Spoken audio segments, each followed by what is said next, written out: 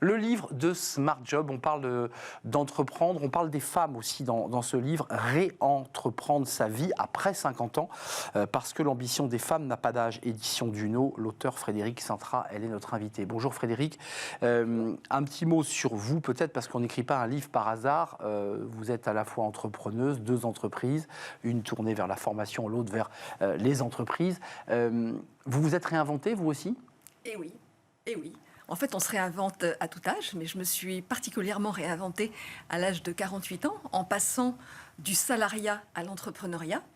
Et depuis que je suis entrepreneur et entrepreneur solo, je ne cesse de me réinventer et de repenser mon activité. Alors, ce livre est intéressant parce que dans un instant, je vais vous faire écouter Elisabeth Moreno, qui nous avait fait le plaisir de venir sur notre plateau pour un grand entretien. Elle évoquait cette question de la place des femmes de plus de 50 ans.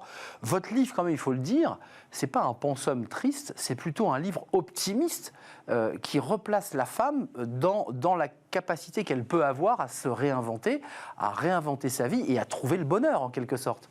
Oui, d'autant plus que dans cette tranche d'âge que j'adresse, c'est-à-dire les 50-60 ans, il se passe des tas de choses, et pour les femmes en particulier. Donc, il y a des modifications biologiques dont il faut tenir compte, mais c'est également le moment où souvent les enfants quittent le nid.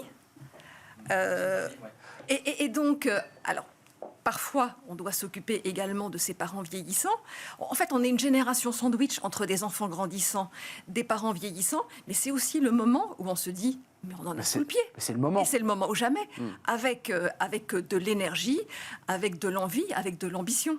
Et on fait partie aussi de cette cohorte des femmes qui avons suivi un certain nombre d'études en même temps que nos camarades masculins, puisque les grandes écoles ont été ouvertes dans les années 70. Donc là, nous, on n'est plus les pionnières, mais on fait partie quand même de cette génération où c'était assez habituel. Et donc maintenant, on se dit que c'est le moment de réaliser nos nouvelles ambitions. Verre à moitié vide, verre à moitié plein. Vous, c'est le verre à moitié plein, parce qu'il y a quand même l'idée que ces femmes ont du potentiel et qu'elles doivent même d'ailleurs vous donner des conseils très pratiques.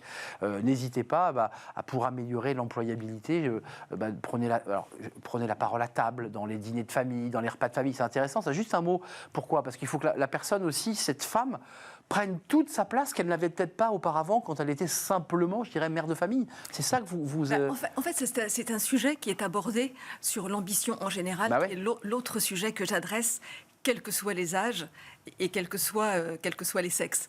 Et on sait que la parole, la maîtrise de la parole en public, en petit groupe, en plus grand groupe, est un élément extrêmement fort. Et que peut-être dans notre génération, on a eu un peu moins cette habitude de s'exprimer, de prendre la parole, alors qu'aujourd'hui, dans les écoles, ça fait partie des dimensions, des compétences qu'on exploite en fait. Frédérique Sintra, je vous l'ai promis, écoutez, Elisabeth Moreno, c'était il y a quelques semaines sur notre plateau, elle évoquait cette question justement des femmes et de la place des femmes. Les femmes sont seniors à partir de 45 ans. C'est incroyable. On a un véritable sujet sur l'agisme dans notre pays. Un véritable sujet. Si vous considérez qu'une personne qui a 45 ans, qui a de l'expérience, qui a, pour ceux qui en ont, élevé ses enfants, qui sait ce qu'elle veut, la manière dont elle veut le faire, qui sait comment contribuer, comment apporter le meilleur, qui est totalement épanouie dans sa vie, au moment où elle est prête à donner le plus de ce qu'elle a, on lui dit non. Non, laisse la place aux jeunes. Mais dans tous les pays du monde, vous avez besoin de l'expérience des aînés et de la force vive et de la dynamique des jeunes pour y arriver. Pourquoi est-ce qu'il serait différent, différent dans notre pays ? Frédérique Sintra, j'imagine que vous lui avez donné ce livre, parce que vous n'êtes pas très éloigné de la pensée d'Elisabeth Moreno. Mais bien sûr que je lui ai envoyé ce livre. Vous n'êtes pas très éloigné, parce qu'elle dit, mais globalement, on coupe les jambes aux femmes à 45 ans, en leur disant, c'est bon, laisse ta place, c'est fini. Mais elles n'ont même pas commencé à démarrer, en quelque sorte. C'est ça qui est paradoxal. Alors c'est vrai, et c'est Marlène Schiappa, d'ailleurs, dans un colloque, disait, les femmes n'ont jamais le bon âge. Oui.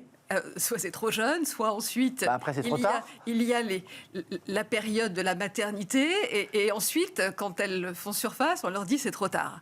Mais heureusement, déjà l'âge a rajeuni, premier point.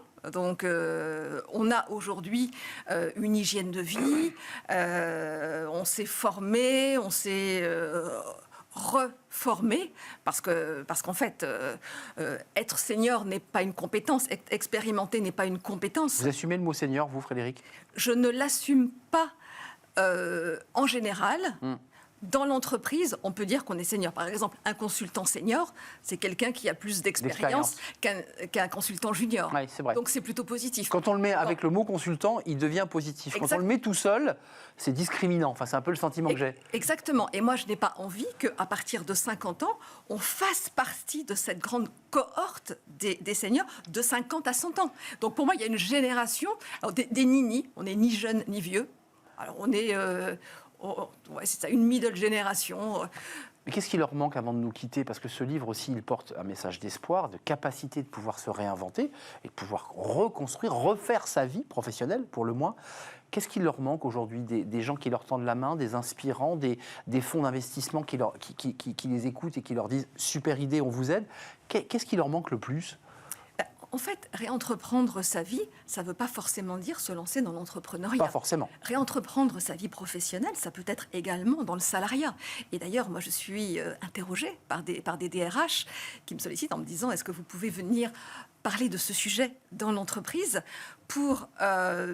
déjà nous accompagner dans cette redynamisation ou pour voir quels sont les services particuliers qu'on peut apporter dans la qualité de vie au travail. Et quand on est entrepreneur, là, quel que soit l'âge...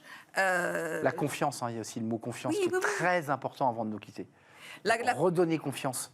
La confiance, mais bon, pour avoir... il faut effectivement avoir confiance, connaître ses talents, connaître ce qui nous motive, ce qui nous fait avancer, le cultiver, ne pas hésiter, même au-delà de 50 ans, à sortir de sa zone de confort et à parfois redevenir débutant ou débutante. Pour réapprendre et se réinventer. Et pour continuer à apprendre. Merci Frédéric Sintra d'être venu nous rendre visite dans l'émission Le Livre de Smart Job. Ce livre, chez Duno, Réentreprendre sa vie après 50 ans parce que l'ambition des femmes n'a pas d'âge, c'est le titre. Et c'est le livre de Frédéric. Merci de nous avoir rendu visite. Merci d'avoir répondu à notre invitation. On fait une courte pause et on se tourne vers les experts de Smart Job. L'actualité est riche, évidemment. Comme à chaque fois, les retraites avec ce CDI senior. On parlera aussi de la tribune de Julia de Funès, la philosophe. Vous la connaissez, elle est venue sur notre plateau. Un coup de gueule assez philosophique et très concret d'ailleurs. Et puis on reviendra aussi sur ce début de polémique sur le salaire de Patrick Pouyanné, le PDG de Total, avec les mots un peu durs d'ailleurs du ministre des Transports. Voilà le programme. On en parle juste après la pause. Ce sont les experts de Smart Job.